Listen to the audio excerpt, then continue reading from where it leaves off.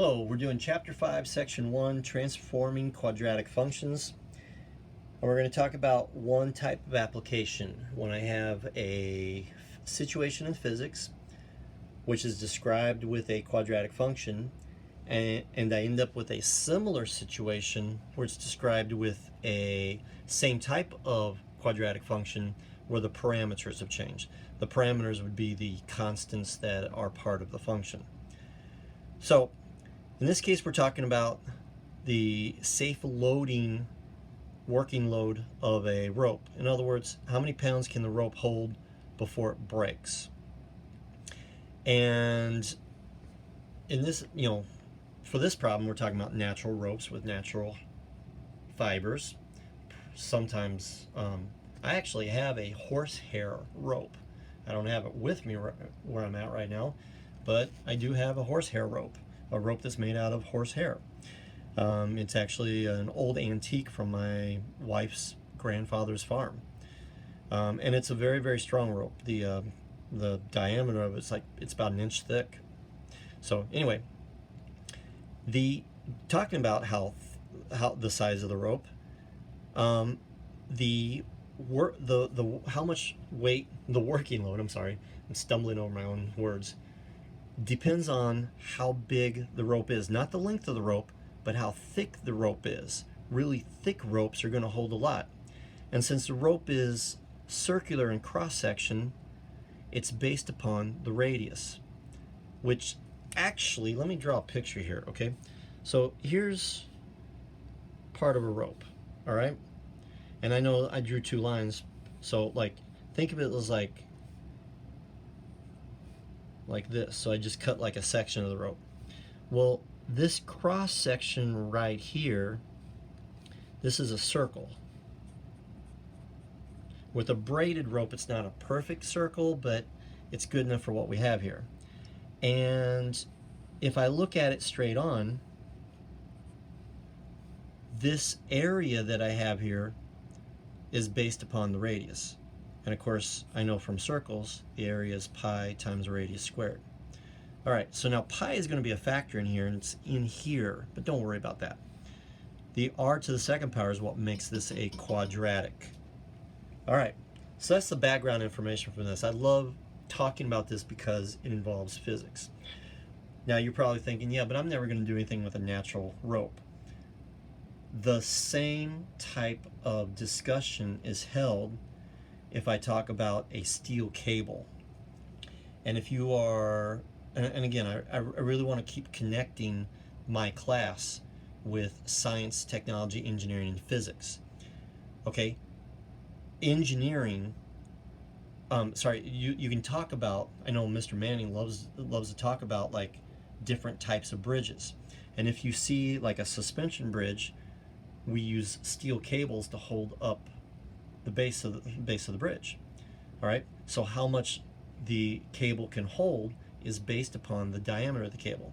And actually, I'm getting way off track here with this one, but actually it's wires wrapped around wires wrapped around wires until you get like a really thick cable. It's really, really fascinating. It's very, very cool stuff. But again, this is an Algebra 2 class. It's not necessarily a physics class or an engineering class, but I'm trying to get you to those classes. So that's where we're at with this one. So, a new rope, the L stands for the working load the working load L in pounds, and the R represents the radius of the rope, is going to be 5,920 R squared. So, if the radius, say it's a rope that's 1 inch thick, that means the radius is half an inch. This is 5,920 times 0.5 squared. That means that rope can hold 1,480 pounds, so about almost 3/4 of a ton. Okay, so an inch thick rope, about that inch, can hold about 3/4 of a ton. That's pretty strong. All right? Now, sometimes the ropes get old, the fibers get broken down. For an old rope, this function is this, and we'll do L with a little subscript O for old. 4150 times r squared.